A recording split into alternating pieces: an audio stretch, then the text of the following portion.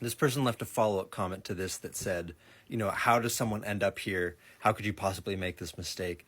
And I think there's a good few ways that this can happen. Consider that back in the day, you weren't working with VST plugins. It wasn't like you could just put something on and then every time you play through the song, you can tweak it. If you're using like a hardware de-esser, then you have to run the signal through that every single time. And so you are very likely to print it once so that you can work with that version. Or what I think is most likely to be happening in this situation is the de-esser was in the vocal chain while they were recording.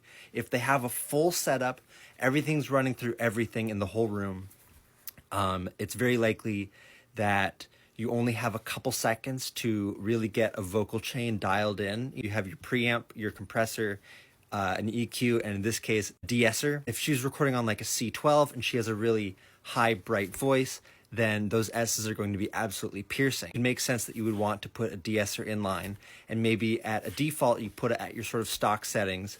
But then when she starts really hitting those loud notes, or you turn your preamp up in a way where you forget to then go back and readjust your entire chain, you can end up in a situation where at the end of the day, suddenly the best recorded vocal take was one where you didn't get a chance to really dial in exactly what you needed, and you happened to go too far.